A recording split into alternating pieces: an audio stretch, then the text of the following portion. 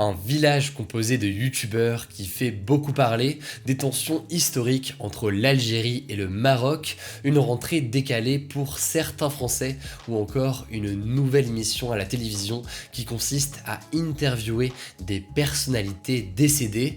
Salut, c'est Hugo, j'espère que vous allez bien. On est parti pour un nouveau résumé de l'actualité du jour en moins de 10 minutes et ce comme tous les jours du lundi au vendredi. On commence donc avec un premier sujet. L'Algérie a décidé de rompre ses relations diplomatiques avec son voisin, le Maroc, et on va essayer de comprendre déjà ce que ça veut dire, rompre les relations diplomatiques, mais aussi pourquoi est-ce qu'on en est arrivé là. En fait, il faut savoir que les relations entre les deux pays sont très difficiles depuis plusieurs dizaines d'années, et ce, notamment déjà à cause de la question du Sahara occidental. En gros, ça fait 45 ans qu'un mouvement indépendantiste appelé le Front Polisario lutte pour l'indépendance du Sahara occidental, alors que le Sahara occidental est actuellement aussi revendiqué par le Maroc, et l'Algérie a soutenu à plusieurs reprises les indépendantistes du Front Polisario, ce qui logiquement ne plaît pas du tout aux Marocains qui revendiquent eux aussi le Sahara occidental. Le truc, c'est que dernièrement, il y a eu de nouveaux désaccords qui sont venus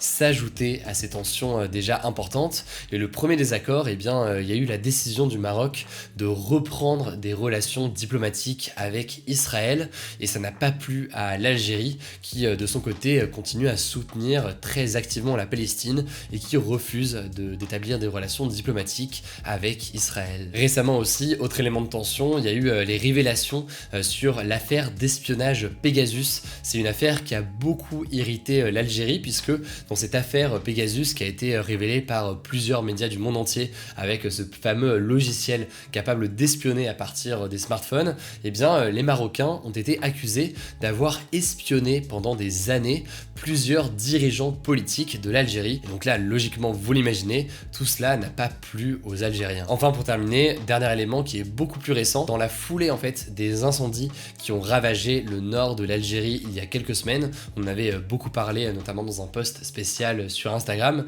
les Algériens ont accusé les Marocains d'avoir soutenu un mouvement qui aurait potentiellement participé en Algérie à créer et à déclencher ces incendies donc qui seraient potentiellement criminels. Bref, le Sahara occidental, les relations avec Israël, la question de l'espionnage ou encore des incendies, tout cela a finalement conduit le ministre des Affaires étrangères algérien à annoncer donc cette rupture des relations diplomatiques avec le Maroc. Alors concrètement, qu'est-ce que ça va changer pour les citoyens algériens ou marocains ? Pour l'instant, pas grand-chose, puisque la frontière de toute façon entre les deux pays est déjà fermée depuis 1994, mais selon plusieurs spécialistes de la région, c'est quand même une décision très symbolique, et ça veut dire que les deux pays ne vont plus coopérer sur plusieurs dossiers assez importants, notamment en matière de terrorisme ou encore d'énergie. Bref, c'est une décision importante qui montre à quel point les relations entre les deux pays sont quand même difficiles. On verra ce qu'il en est, s'il y a du nouveau sur tout ça dans les prochaines semaines. Alors on continue avec un deuxième sujet, vous l'avez vu dans le titre, je voulais vous parler d'un village en Indonésie qui est devenu en quelques années un véritable village de youtubeurs. Je trouve l'histoire assez folle, donc je vais vous raconter ça. Alors dit comme ça peut paraître un peu étrange, mais c'est réellement ce qui s'est passé. En fait, tout a commencé il y a 4 ans lorsque Siswanto, un mécanicien d'un petit village de Java, une île d'Indonésie, a vu à la télévision un influenceur indonésien devenu riche en faisant des vidéos, et du coup de son côté il a décidé de filmer lui aussi des petites vidéos humoristiques qu'il a commencé à poster. Alors au début ça n'a pas du tout pris, il a donc arrêté de faire ces petites vidéos, et puis un jour en cherchant des vidéos de mécanique pour l'aider à réparer la moto de l'un de ses clients dans sa petite île, il a eu en fait une nouvelle idée et a décidé de se lancer dans des vidéos de mécanique pour expliquer donc des réparations basiques dans un langage simple à l'aide de son smartphone et d'un petit trépied. En gros, c'est un peu ce travail d'explication que moi je fais sur Hugo Decrypt, mais sur la mécanique et donc en Indonésie. Bref, au fur et à mesure, il a commencé à élargir, à faire d'autres sujets, il a commencé en train de se filmer en train de jardiner ou de pêcher, et ça a été un beau succès puisque 4 ans plus tard, Siswanto cumule plus de 2 millions d'abonnés avec ses différentes chaînes YouTube, et il dit gagner jusqu'à 150 millions de roupies par mois, donc c'est l'équivalent de 8800 €, et c'est surtout 30 fois le salaire moyen en Indonésie, un salaire moyen qui est donc moins moins important en Indonésie qu'en France. Alors son histoire a fait des envieux, vous vous en doutez, et du coup il a décidé de faire une sorte de cours de YouTube à ses voisins de village. Résultat, une trentaine d'habitants du village ont créé à leur tour leur chaîne YouTube sur différents sujets, et certains cumulent aujourd'hui des centaines de milliers de vues eux aussi. L'AFP a par exemple rencontré l'un d'entre eux, un ancien vendeur ambulant de nourriture qui gagnait seulement 3 € par jour et qui aujourd'hui eh bien, se filme en train de cuisiner et peut donc gagner davantage d'argent. Alors au-delà de l'aspect financier pour ces nouveaux youtubeurs, ces revenus gagnés grâce à YouTube ont aussi permis de mettre en place une connexion internet plus rapide dans le village, ce qui a permis notamment aux enfants d'avoir un accès plus facile aux cours à distance lorsque les écoles étaient fermées dans le pays à cause de la pandémie. Et puis ça a aussi donné au village une nouvelle fierté, disons, puisque c'était l'un des villages les plus pauvres de la région, et donc désormais à l'inverse, il est connu et reconnu en Indonésie, ce qui peut l'aider donc à se développer. Bref, c'est donc une histoire assez folle et ça me paraissait assez intéressant de vous en parler.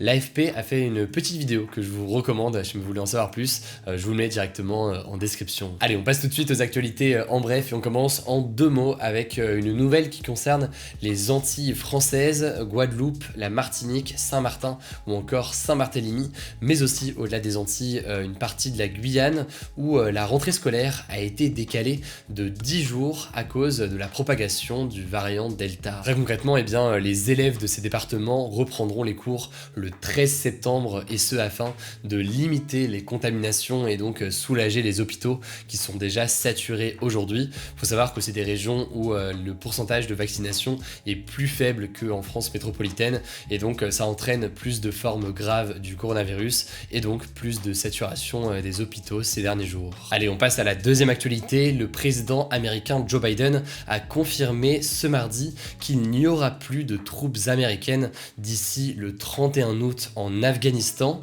et ce alors que l'Afghanistan est désormais dirigé par les talibans, un groupe islamiste armé. En fait, il avait laissé entendre la semaine dernière que les soldats américains pourraient potentiellement rester plus longtemps que prévu en Afghanistan, notamment pour permettre de faire toutes les évacuations nécessaires d'Afghans depuis l'aéroport de Kaboul qui est contrôlé actuellement par l'armée américaine, mais finalement ce ne sera pas le cas et ça fait suite aussi aux différentes menaces des talibans qui ont annoncé des conséquences si jamais les Américains restaient après le 31 août. La plupart des dirigeants européens avaient pourtant demandé une prolongation de la présence militaire américaine en Afghanistan afin justement de laisser plus de temps aux évacuations d'Afghans qu'ils considéraient comme étant en danger sur place. Bref, a priori, les Américains devraient donc quitter complètement le pays d'ici le 31 août, perdre le contrôle aussi donc de l'aéroport de Kaboul et laisser l'intégralité du pays aux mains des talibans. On verra ce qu'il en est et quelles seront les conséquences dans les prochaines semaines. Dans l'actualité aujourd'hui aussi sur les réseaux sociaux, le réseau social TikTok va permettre d'acheter des produits directement depuis l'application. En gros, les vendeurs pourront avoir des mini-boutiques et ce sera possible de mettre des liens vers les produits directement dans des vidéos. La question qui se pose avec cette nouvelle fonctionnalité, c'est que comme les utilisateurs de TikTok sont souvent assez jeunes, eh bien ça pourrait créer certaines dérives, notamment avec l'argent des parents qui serait utilisé. Mais c'est donc une nouvelle fonctionnalité sur TikTok qui rejoint d'ailleurs ce que font plusieurs réseaux sociaux. Ça se faisait déjà beaucoup d'abord en Asie et notamment en Chine. C'est aussi une fonctionnalité qu'a Instagram aujourd'hui notamment, où en fait vous pouvez facilement acheter des produits directement sur Insta, des produits que vous pouvez voir en ligne, et dès qu'il y a ce petit lien qui est ajouté, vous pouvez acheter directement. Bref, c'est quelque chose qui se développe beaucoup, c'est intéressant pour ces réseaux sociaux parce que ça permet de diversifier un peu ce qu'ils proposent. C'est aussi intéressant logiquement pour les magasins, mais donc là pour TikTok ça va être intéressant de voir quel impact est-ce que ça a dans les prochains mois quand ce sera donc officiellement mis en place. Alors pour terminer, la dernière actualité, c'est le concept assez surprenant de la nouvelle émission pour France 3 de l'animateur Thierry Ardisson. Cette émission s'appelle L'Hôtel du Temps et c'est une émission dans laquelle eh bien, Thierry Ardisson va interviewer des personnalités décédées, et ce grâce à la technologie du deepfake. Alors le deepfake en gros c'est une technologie qui permet de mettre le visage de quelqu'un d'autre sur une vidéo de façon très réaliste, et donc pour faire très simple ça permet de faire dire des choses à des personnes.